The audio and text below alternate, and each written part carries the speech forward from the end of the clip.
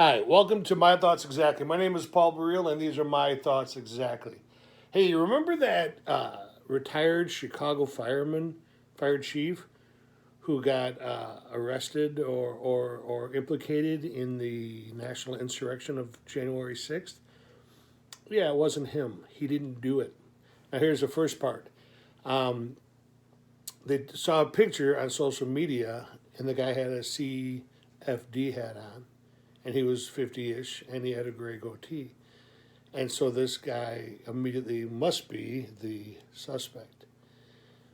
He got death threats. He got, his whole life was flipped upside down.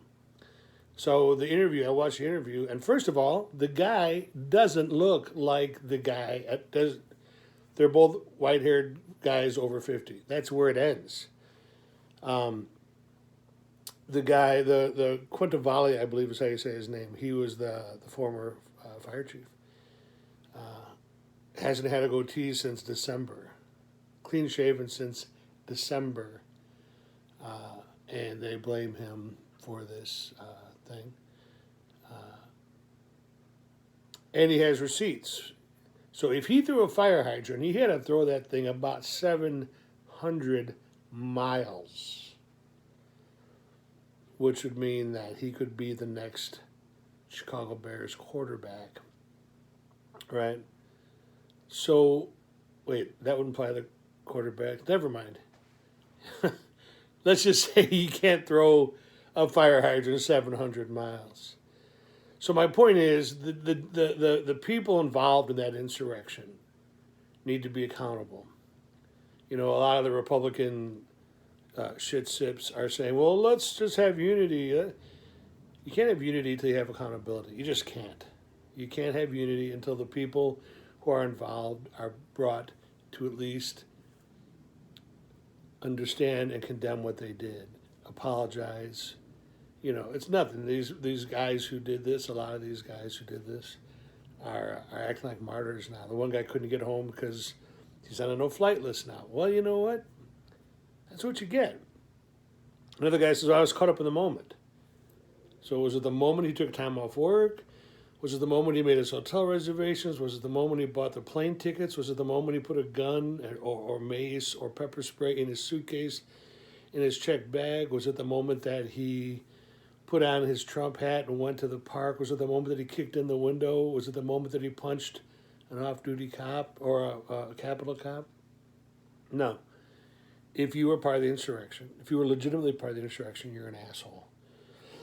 One of the cops that was getting beat up, he said he heard one of the thugs saying, get his gun and shoot him.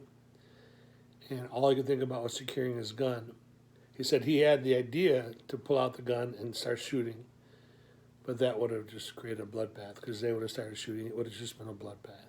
So he took the beating and secured his gun. So there's two things I want you to walk away from. Number one, walk away from this with, I should say. Number one is everybody is innocent until proven guilty. Everybody is innocent until proven guilty. I know that that's in the Constitution, or at least that's what we believe to be true, and it's not always true. This poor guy, this poor Chicago firefighter, his life is flipped, and it will be for quite some time. And there's no repercussion. Who do you sue? Facebook? So don't rush to judgment. The other thing is, when you get to judgment, be swift and be powerful. This country does need to start mending its fences. Men and women of all walks need to become back to some semblance of human beings.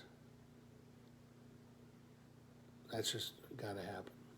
So use your beauty, reflect it out, and start finding ways to find peace amongst your friends as well as strangers and maybe even some enemies. Peace is the one way our country can get back. You're beautiful.